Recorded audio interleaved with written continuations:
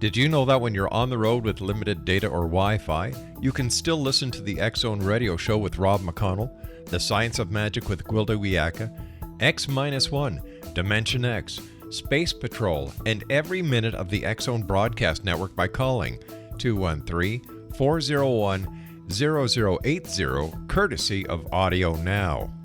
No smartphone, app, or internet needed. It saves your data plan and it's free if you have unlimited minutes.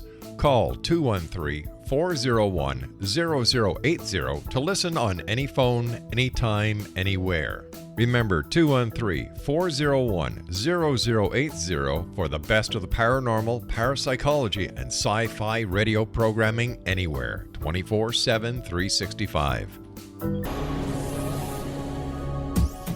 This is the X-Zone Broadcast Network, broadcasting worldwide on broadcast affiliates and satellite program providers, including CNN Broadcast Network, Sirius Satellite Network, Star Media, Good News Radio Network, Angel Broadcast Network, Wiki Broadcast Network, and WPBN TV. For more information on the X-Zone Broadcast Network, visit us at www.xzbn.net.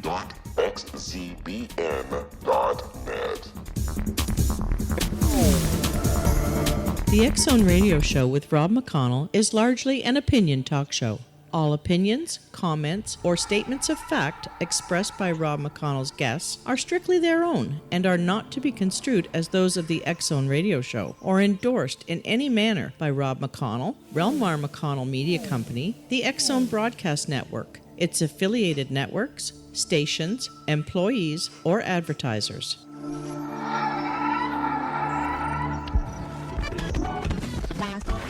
All Hit Radio.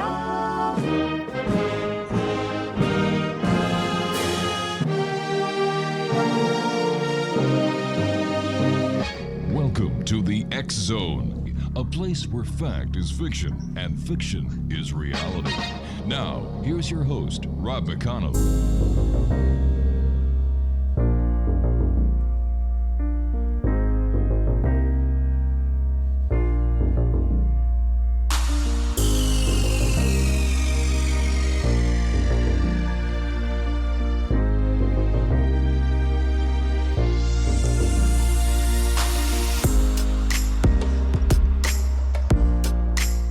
And welcome back. For those of you who are just joining our networks now, welcome. This is the X-Zone. I am Rob McConnell, and we're coming to you from our broadcast center and studios in Hamilton, Ontario, Canada.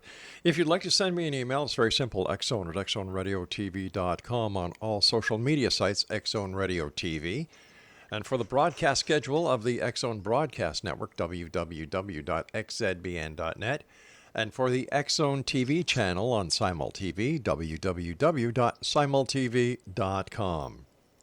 My guest this hour is Sasha Klanott, and she is a paranormal investigator and researcher with 20 years of experience specializing in extreme cases commonly known as a demonologist or spiritual warrior. She is a clairvoyant and medium, author of Liability of a Paranormal Team, which is part of the Paranormal Doors series. She is also the Louisiana State Representative for the North American Dogman Project. Sasha gives lectures at conventions, typically about keeping the integrity and evidence of the liability teams and what they hold, being a paranormal investigator with a mental illness and breaking the taboo that comes with it. Joining me now is Sasha Klanott. And Sasha, welcome to the X-Zone. Thank you very much. Great having you with us tonight. So tell us, what was it that happened in your life that put you on your course, the course of your life, where now you're a paranormal investigator, you're a psychic, clairvoyant medium, and you're an author about books about the paranormal. What happened and when? Well, it was about 12 that I started seeing entities, and that's kind of what triggered everything. I've had my gift since I was very young. I didn't realize that that's what it was. And actually didn't kind of, I guess, come to the realization that that's what it was until my mid-20s. Even though I knew what the gifts were, I didn't think I was special enough. But it was about 12 when I started seeing entities in my room and outside my window, and that kind of is what triggered the research and everything like that, which led to extreme cases, research, and so on. Okay, so tell us about Haunted Bourbon and why was it created? Well, Haunted Bourbon, me living in New Orleans, that's stereotypically Bourbon Street, sure. Yeah, and stereotypically known for a haunted city. And I found out that there was no paranormal convention here. There was hardly any paranormal events. Now, there's ghost tours left and right, but not actual ghost hunts. And so I noticed a need for it locally, as well as the paranormal field wasn't having as much fun at conventions as I always liked. It wasn't a lot of camaraderie. It was more about competition. And there was a lot of lack of education at the conventions. And so I wanted to do what I could and to try and establish it, make a place to where, you didn't have to line up and kiss people's butts to become a speaker, that if you could show me that you had valid intellect on a specific topic and it was an educational topic, then I would do what I could to put you on the list of speakers. Tell me, in your experience, based on everything that you do, why is there so much competition within the ghost hunting or the ghost paranormal genre? Ego. I mean, that's the easiest word to put it. Everybody's so terrified because there's a team in town and they ghost hunt. It means that you will never be successful because they're in town, and that if they investigate a similar location or the same location, then again, you're being run out of town, and that they are big bad people. And we have not matured as a field enough to get past that ego and our drive to become famous. But when you look at places like the Waverly Sanatorium, investigators and researchers from all over the world go there, and yet there's plenty to do, plenty to see. So I don't understand that mentality. Yeah. No, I don't. From a logical standpoint, I don't understand it either. I just, because I have my moments too, where I get a little possessive, but for the most part, it's all emotional, and it's all based around the ego about being afraid that somebody's going to overtake. I have seen people fight over Waverly. They're doing the same event at Waverly, and they're doing it at this price. They're trying to screw us over, and it's a continual thing. I mean, logically, I don't understand it, but, it's there, and it's all centered around a need to be famous. They're all hoping for that 15 minutes of fame on a TV show that doesn't pay them anything? Exactly. Oh, okay. Makes perfect sense to me, doesn't it? Right. So, and they sit there and scream at ghosts because they mess with your hair gel. Yeah, what is that with people yelling at ghosts these days? Basically, where my assumption, and this is my personal opinion, that derived, one, from a TV show, became popular from a TV show. Most of us know which one that came from. And it basically, the provocation originally came from being able to confront malevolent entities. And a TV show ended up using it, and now it's become this cool, popular thing to do that anybody with a brain cell would never do without using it in the right environment at the right time. But, it's become a popular thing. Luckily, at least, from the people that I surround myself out with, they don't use it very often. But I know many people who still go in there and try to piss off a ghost like it's actually going to do any good. That just baffles my imagination, because if they're disrespectful to the dead, they're going to be disrespectful to the living. No, absolutely. Yeah. And there is a very extreme correlation between that. Me personally, I don't hunt in graveyards. I know tons of people that do. I don't hate them for it, but to me, I find it disrespectful. And you're absolutely right. If you were just going to automatically go in and not talk to somebody that you can't even see, what are you going to do to somebody that you can see, that you can get that reaction out of? I've watched examples of these yahoos yelling at spirits, and to me, I find it like, that takes any credibility away that they may have had to start with. Absolutely.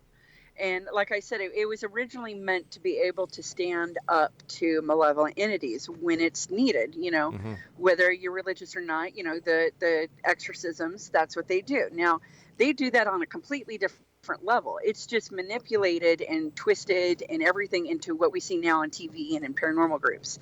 And just as you said, the way that they do it now is absolutely disrespectful, and there is no reason for it.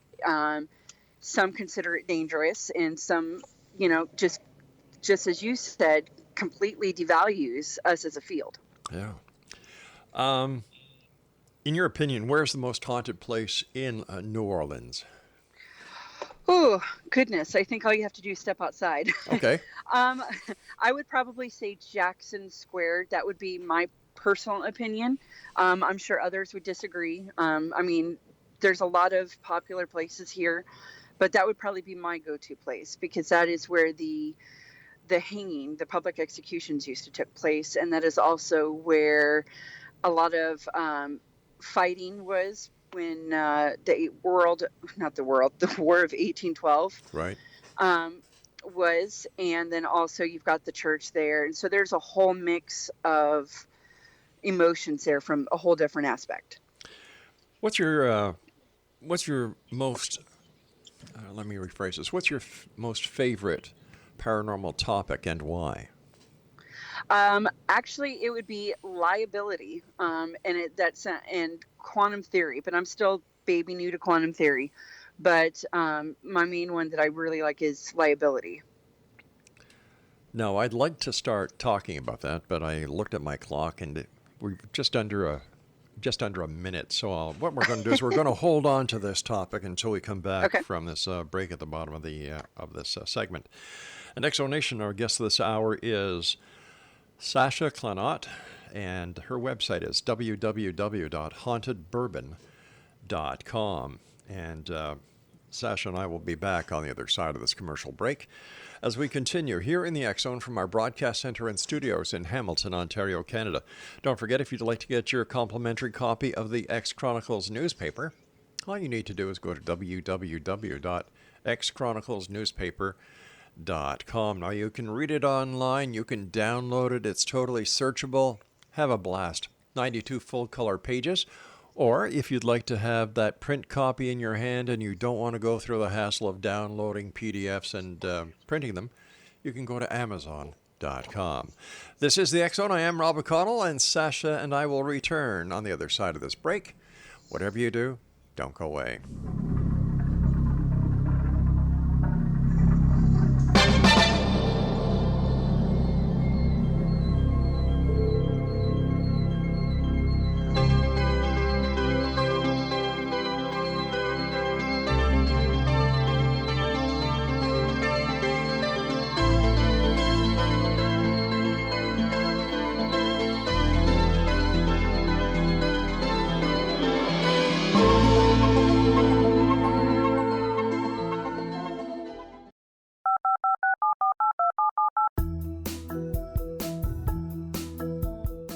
Did you know that when you're on the road with limited data or Wi-Fi, you can still listen to the X-Zone radio show with Rob McConnell, The Science of Magic with Gwilda Wiyaka, X-1, Dimension X, Space Patrol, and every minute of the X-Zone broadcast network by calling 213-401-0080, courtesy of Audio Now. No smartphone, app, or internet needed. It saves your data plan, and it's free if you have unlimited minutes. Call 213-401-0080 to listen on any phone, anytime, anywhere. Remember, 213-401-0080 for the best of the paranormal, parapsychology, and sci-fi radio programming anywhere, 24/7, 365. This is the X-Zone Broadcast Network, broadcasting worldwide on broadcast affiliates and satellite program providers, including CNN Broadcast Network, Sirius Satellite Network, Star Media, Good News Radio Network, Angel Broadcast Network, Wiki Broadcast Network, and WPBN TV. For more information on the X-Zone Broadcast Network, visit us at www.xzbn.net.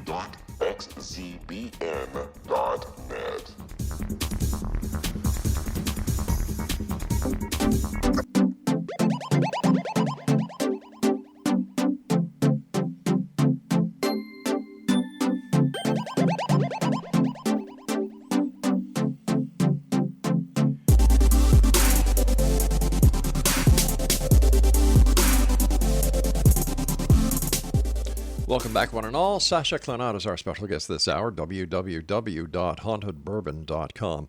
All right, before we went to the break, I asked you what your favorite topic was, and you said liability. Tell me about that. Well, for whatever reason, growing up, I've always loved law. I mean, I didn't go to law school, but it's always been fascination, whether it's from a police aspect, a lawyer aspect. I swore when I grew up I was going to be a lawyer. And as I got to know, or more involved in the paranormal field, I've noticed that there was a lot of liability issues that were lacking. People weren't being careful. People didn't have contracts. They were getting screwed over left and right. There wasn't a definition of who owned what evidence. And it just was a big mess. And so I used that to help educate people, and it just ended up becoming a topic that I was extremely passionate about. What legal liabilities would a paranormal investigator have, and why would they need to have contracts? It actually, there's a whole slew of them. There's a general contract for team members, because you have to establish early on what the requirements are, what you expect of your team member, what your team member can expect of you, such as, I'm going to expect you to participate in so many investigations a month or a year or whatever. If you join the team, this is who owns the evidence and under what circumstances. On my team, it's if you bring in your equipment, your own personal equipment, where we have shared evidence. But if you use just equipment team, then it's ours and you don't get to use it. There's also, liability, safety liability, such as, who gets sued if somebody gets hurt. And that's just a team contract, and that's just everything I can come up off the top of my head. When you have, when you own an event like mine, each person joining the event, especially at ghost hunts, such as places like Waverly or Old South Pittsburgh, etc., you have to have a waiver signed because people can get hurt. And then you've also got your talent speakers. If you host a convention like mine, you've got to make sure that the talent knows what to expect, if they're getting paid, how much, who owns money and when, etc. The list can go on. Just to join my team without the waiver, it's 4 pages, which to most people would be a lot, but I keep coming up with things that need to be covered in that contract. It sounds like this paranormal hobby is turning into a paranormal business. It is. And what a lot of people don't realize is that even hobbies, like when you join a sports team, just a casual sports team, there are certain requirements. You still have certain expectations, and people can still get sued, especially with sports. So it's just recently in the last few years that a lot more people are starting to realize that we have to follow the same laws that any other basic organization is. And a lot of people just overlook that.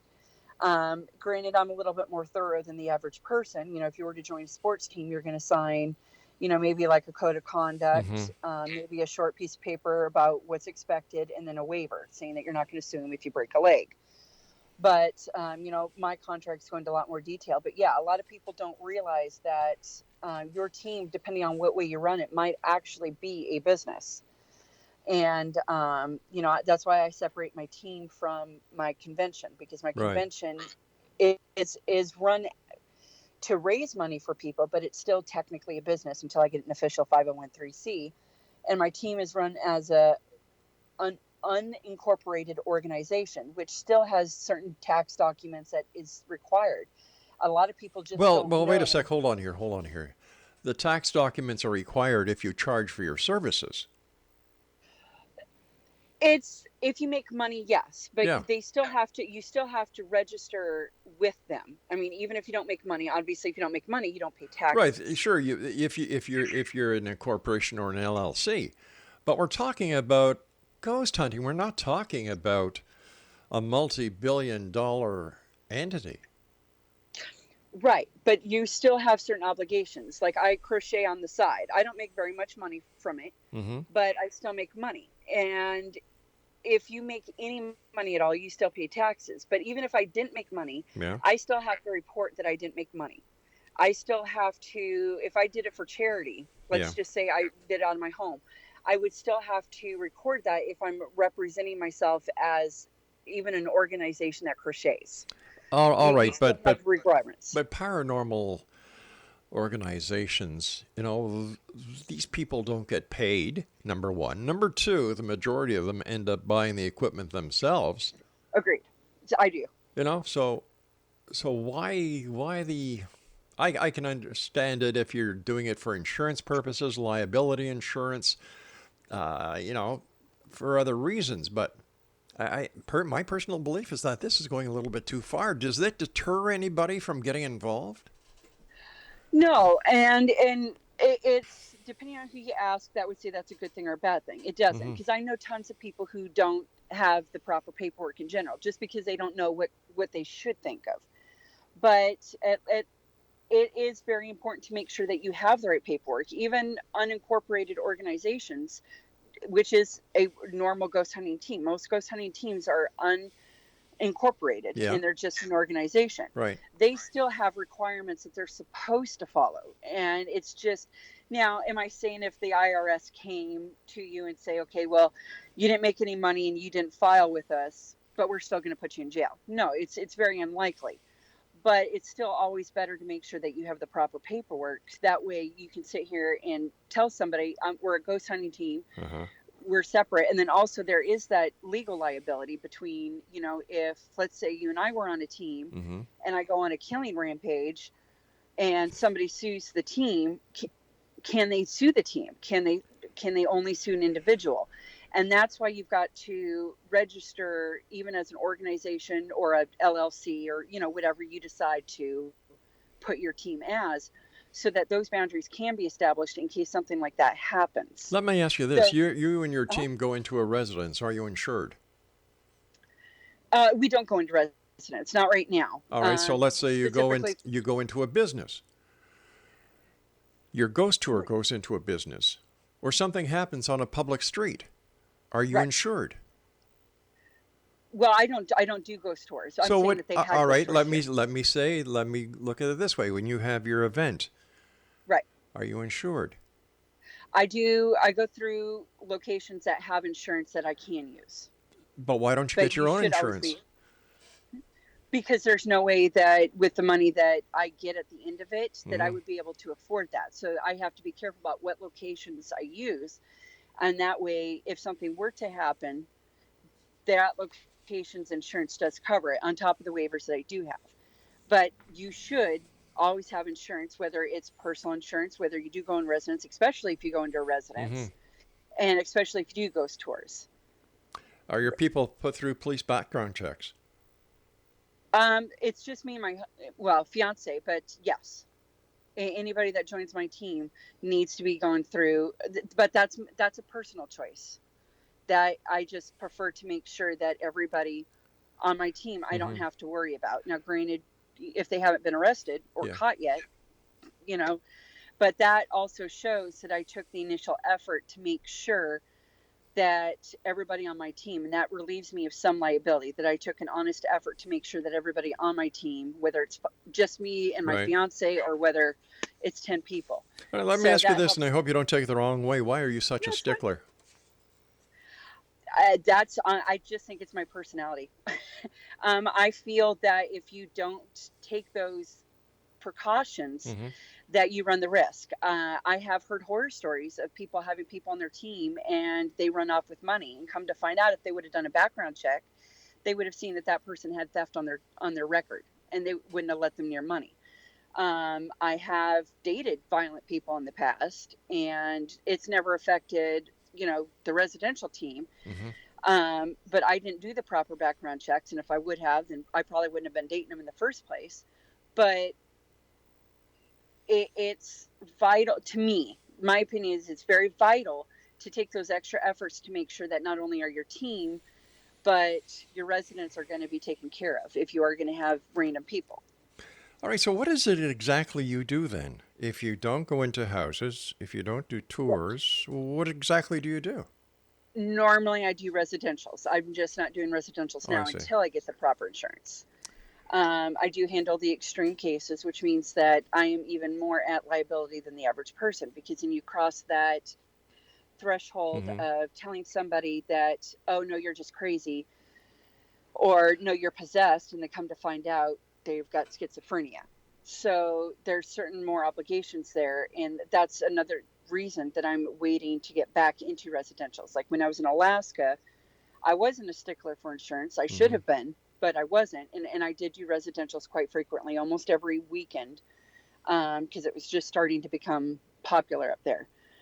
And so I don't judge people if they don't have it. I don't necessarily agree that they don't have it, but to me, it's vital to go through those extra efforts. All right, stand by. We've got to take our news break at the bottom of the hour. This is the X Zone. I am Rob McConnell. We're coming to you from our broadcast center and studios in Hamilton, Ontario, Canada.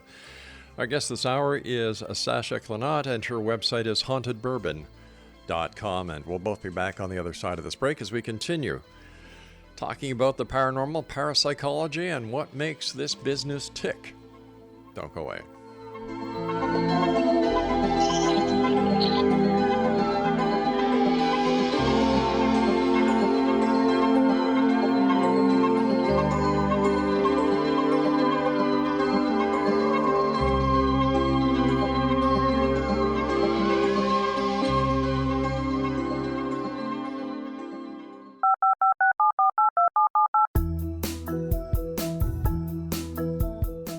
Did you know that when you're on the road with limited data or Wi-Fi, you can still listen to the X Zone radio show with Rob McConnell, The Science of Magic with Gwilda Wiyaka, X-1, Dimension X, Space Patrol, and every minute of the X Zone broadcast network by calling 213-401-0080, courtesy of Audio Now.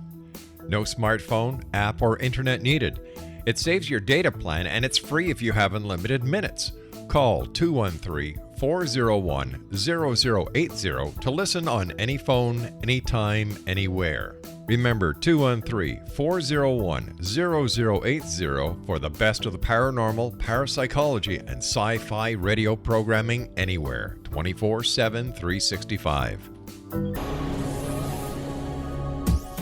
This is the X Zone Broadcast Network, broadcasting worldwide on broadcast affiliates and satellite program providers, including CNN Broadcast Network, Sirius Satellite Network, Star Media, Good News Radio Network, Angel Broadcast Network, Wiki Broadcast Network, and WPBN TV. For more information on the X Zone Broadcast Network, visit us at www.xzbn.net.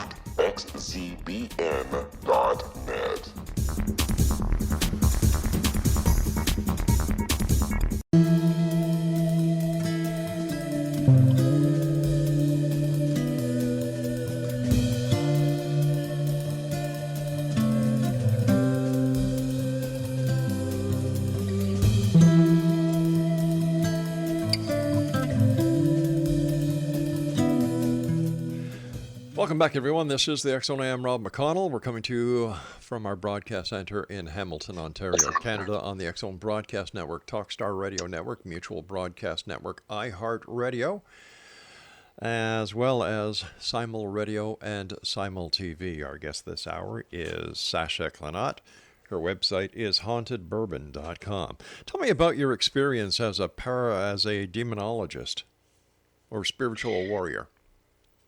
Well, I mean, it's stereotypical. I mean, we've had people come in. I've had to sort out between claims of, being possessed and, having an entity in there and having to sort out which ones are true, which ones are not. Right. I mean, I haven't had anybody crawl on the ceiling, but I've had washing machines move out from the wall.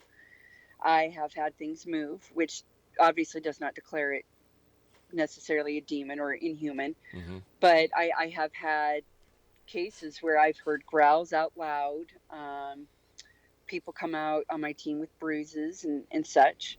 So, I mean, I can't really say that I'm any more different than any other extreme case demonologist, whatever you want to call it. Where did you get your training to become a demonologist? There is no formal training. I wish there was, but it's such a gray area. But I started studying it when I was very young, and I just kind of, through experiences, people started helping me out. More experienced and more, I guess, seasoned investigators would help guide me and stuff like that. And then I started noticing that, I don't want to say a big majority of my cases, because later on it became smaller, fewer percentages, but it became a big enough percentage to where I wanted to start focusing on it. And I started noticing that I had an ability to do the research that I felt was required to perform the abilities. I don't pull out holy water or anything like that. So I don't think a 1999 certificate certifies you as a demonologist either. I agree. So when you go to a residence or a location where there's an alleged demonic situation, how do you quantify if it's demonic or if it's in fact something other than that? Well, the first thing I do is I try to see with the mental stability of the client. If I have any concerns, I say, I'm going to need you to get an evaluation. Well, wait a sec. You're not a doctor. You're not a trained professional health person. That's what I was saying, was that because because I say I have these concerns because they might be jittery. That's why I say you need to go get an examination. Why wouldn't you just say, I'm sorry, we're not going to do anything? Because when you say go get an examination, you're already making an assumption, and the person can interpret it as you saying that they may have issues. Well, I put it a little bit more delicately than that, but I have them go through a whole battery. It's not like I just sit there and go in like a lot of people and say, oh, you're demon possessed or you're not. Okay. I sit there. They have to go get a medical evaluation, which really upsets me. It's very unpopular, at least here, to have them go through a battery of tests. But I have them go to the doctor. If the doctor says, okay, well, these medicines are not counteracting, they're not creating hallucinations, they need to go get a psychological evaluation, especially if I pick up that there might be something there. Now, if they sit there, a lot of the red flags I look at in the first initial interview is if they might be doing some attention-seeking behavior, because if that's a very huge possibility, I kind of distance myself a little bit until I start seeing things. It doesn't mean I completely shut them out, but I'm not going to necessarily waste my time or the team's time with somebody that might just be attention-seeking. If for some reason the psychiatrist and the doctor both say that they are valid, or not valid, but that, one says that they're sane, the other two says that, yes, they don't have any medical issues, be it heart conditions or medication, then I will sit there and I will go through an investigation, see if I catch anything. And I do that more than once. I don't approve of these people going in and saying a place is haunted or not haunted within one time, unless stuff starts flying off the shelves and, you're right there and you can tell that nobody's throwing anything. Then that's a good assumption. So I'll go in there multiple times, and I also interview the client multiple times to see if there's any story changes, to see if there's any kind of clues. I also look to see if there's a possible cause. If there doesn't seem to be a cause, it could just be a really ticked off entity that is moving stuff around. And because they are unaware of what the symptoms are, they assume that it's demonic and it's just a ghost moving stuff or making noises. So if there seems to be a cause, I'll keep pursuing. I check the background of the house to see if there might be anything attached, any kind of deaths or murders or anything there. Right. The best I can. Obviously, once you get to a certain year of a house, there isn't a whole lot. Oftentimes the police aren't very much help. And trying to explain to them that you're trying to get a case file is not easy. I also sit there and try to make sure that there's not bad wiring. Now that gets into a gray area because, again, I'm not an electrician. So I try to use the best of my ability to do that. I encourage them to get somebody in here, especially if the K2 meter goes off, because, again, I don't think it's a magic tool. I don't think it's a cure-all. But, if the K2 is going off in the middle of the wall for no reason, then there might be a reason for bad wiring that might cause hallucinations and stuff like that. Why wouldn't you call in the city engineer and have the city engineer go over the property? There's no charge for that. I was unaware of that, because in Alaska, I have tried to check with the city to see if that's something that they do, and they say no. I have not checked down here in New Orleans, but in Alaska, that is what they have told me. Because I don't feel that a client should have to pay for an electrician or a plumber to come out. I don't think a client should pay for anything when it comes to a paranormal investigation. Agreed. Yeah, because nobody knows what the actual cause is, and without validation Absolutely. from an engineer, a city engineer, or even an electrician, somebody with heating and air conditioning experience. Yep. You're basically shooting at the dark. But tell me, what are some of the demons that you've dealt with? Like, what do you mean? Like by name? Well, no. Or you mean just...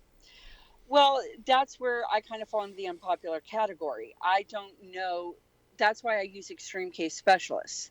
I am a pagan. I don't necessarily believe that there's this big, huge entity that goes out and tries possessing people. So I try to go in there and see if there's any kind of inhuman entity.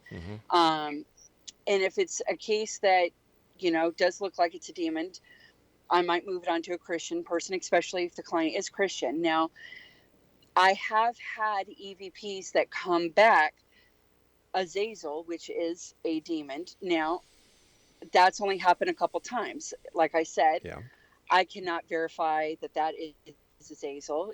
I have my hesitation to say that, there is angels and demons and that this demon wants to take your soul and eat it or whatever.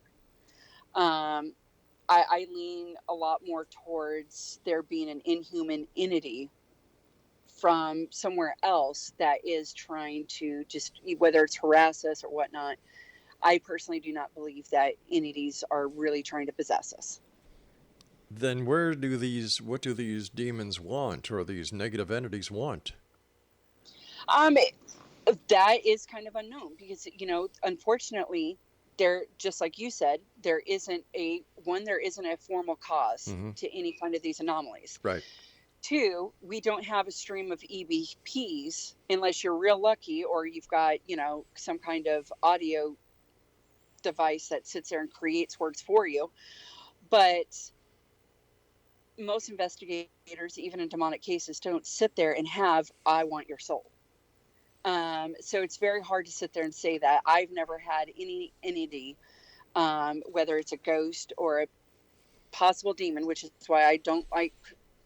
when I say demonologist, I use it as an umbrella term, but that's why I prefer extreme case specialist. I don't believe that there's entities out there to get our souls. My opinion would be that they are just trying to upset us. And not like a personal vendetta, but, as easy as trying to get our attention, trying to communicate with us, and our audio devices don't pick up. There's too many unknowns, and that's why I don't feel comfortable saying this is their cause, because even if there was an entity out there trying to possess us, there would be different reasons for each person. Just like a serial killer, per se, has different reasons that they go out and kill people numerously. So I feel that they would have their own reason for it, depending on each entity. All right, stand by. You and I have to take our final break. And next on Nation, our guest this hour is Sasha Klanott, and her website is, got your pencils ready? All right, here we go, hauntedbourbon.com. That's www.hauntedbourbon.com. And we're going to be back on the other side of this break as we wrap up this hour here in the X-Zone from our broadcast center and studios in Hamilton, Ontario, Canada. Don't forget, the X-Chronicles newspaper is available for one and all with our compliments at www.xchroniclesnewspaper.com. And in this issue alone, it's been downloaded or read in over 9,300 cities around the world. We'll be back. Don't go away.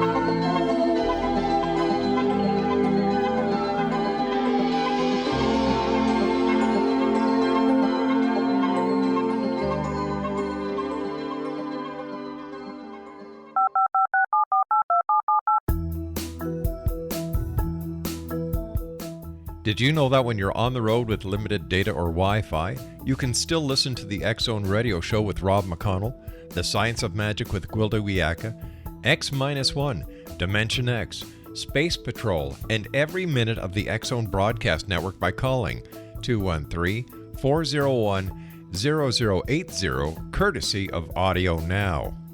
No smartphone, app, or internet needed. It saves your data plan, and it's free if you have unlimited minutes. Call 213-401-0080 to listen on any phone, anytime, anywhere. Remember 213-401-0080 for the best of the paranormal, parapsychology, and sci-fi radio programming anywhere, 24/7, 365. This is the X-Zone Broadcast Network, broadcasting worldwide on broadcast affiliates and satellite program providers, including CNN Broadcast Network, Sirius Satellite Network, Star Media, Good News Radio Network, Angel Broadcast Network, Wiki Broadcast Network, and WPBN TV. For more information on the X-Zone Broadcast Network, visit us at www.xzbn.net.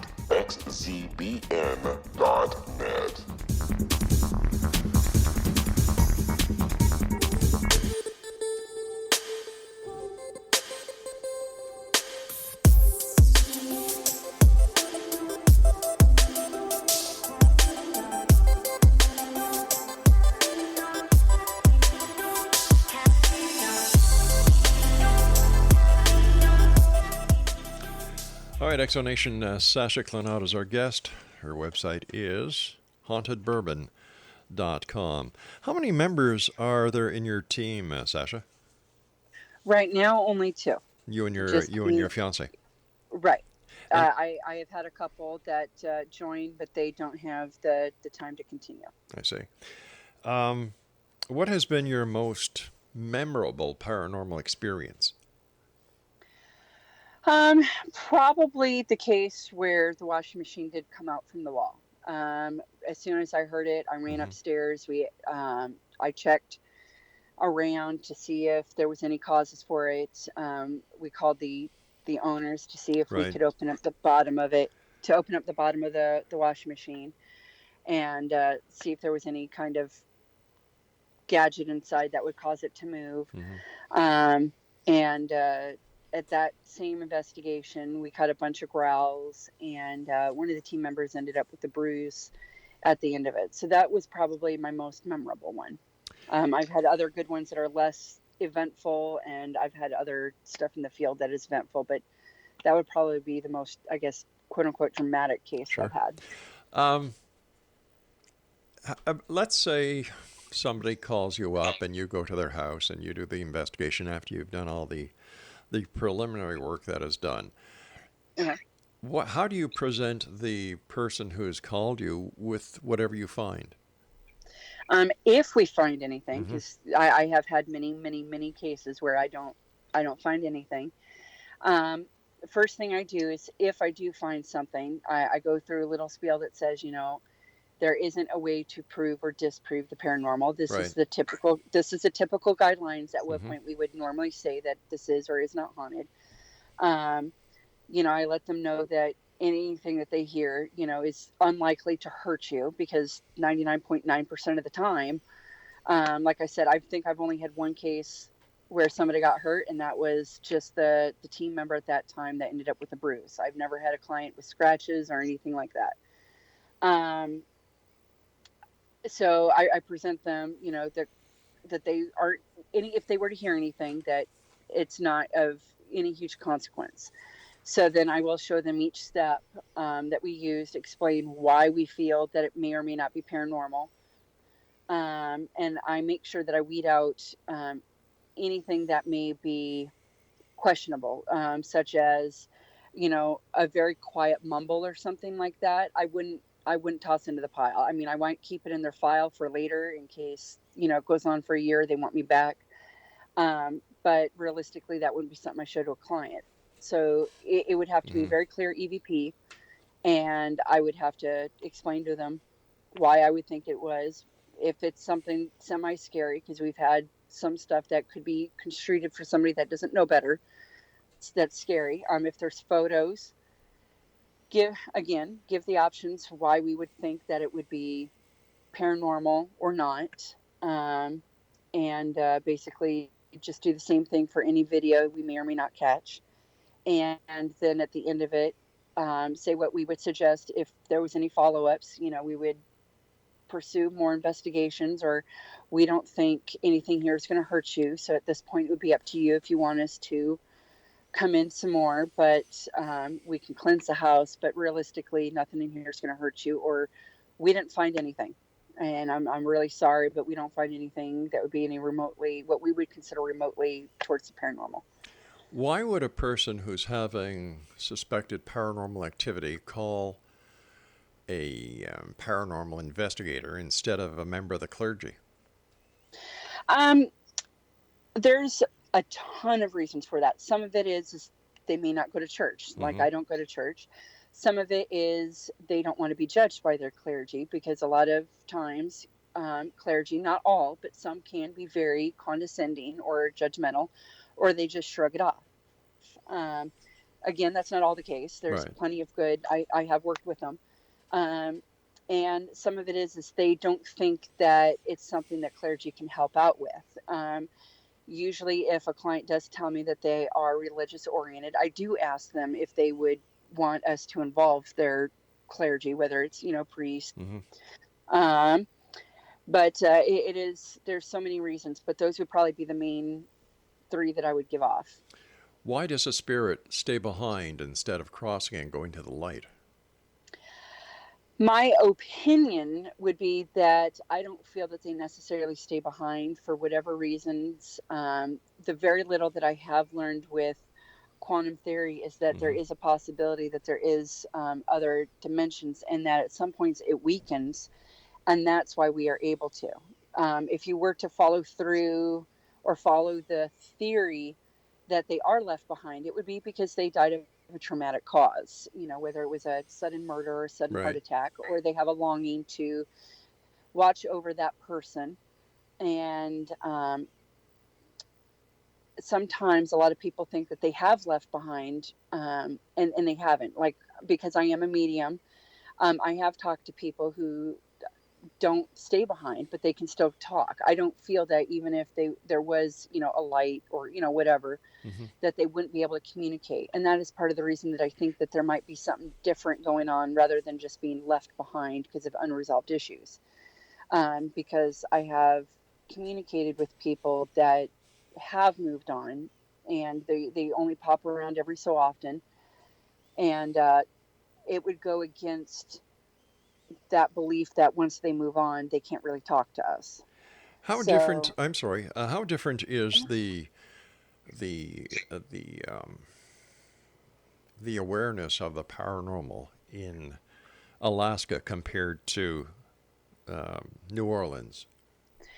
As far as the awareness, it depends what way you look at it. Like in the native culture, obviously there's a lot of supernatural stories of creatures. So from that aspect, it's not completely out of the realm of scope. But unfortunately, you still got a lot of religious aspect in there. And it's actually not too different. The only difference is that New Orleans has more people, which means that there's a higher percentage that you'll be accepted more. But it's still, when you come to the city, it's really hard to hold an event, try to say, hey, we'd like to donate to your charity. Like I said, my event donates to charity. So trying to approach people going, hey, we don't sacrifice children and we don't worship Satan, and we would really like to work with you. We're normal people that, are involved in an extraordinary field, and we would just like to try and help you out. So trying to approach people is pretty much the same here. There's a lot of judgment and whatnot, but as far as a fan base or people that would want to attend events, there's a lot more of them here than up there. There's also a lot more education in the supernatural up in Alaska versus here. Really? There's a lot of people. Wow. Well, because up there in their culture, it's a lot more accepted. Once you bring, like, because people assume because of voodoo that, it would be widely accepted. Well, no, down here, I mean, there's still a lot of people involved in voodoo and stuff like that. But when it comes to like city officials or general outlook, it's very conservative down here. As soon as you bring something that's not Christian up, they automatically have this negative stigma behind Right. it. So it's hard to deal with sometimes. So the fact that you're a pagan, does that work against you? Down here, yes, it does. It's something that I don't necessarily mention right off the bat. I don't hide it. I'm not ashamed of it, but it's Right. not something I mention because I want people to see me in a different light and get to know me for a person rather than that I'm a witch. But yeah, anytime that I do bring that up, it does become an issue about half the time. In Alaska, they're actually more accepting of that, which is really odd.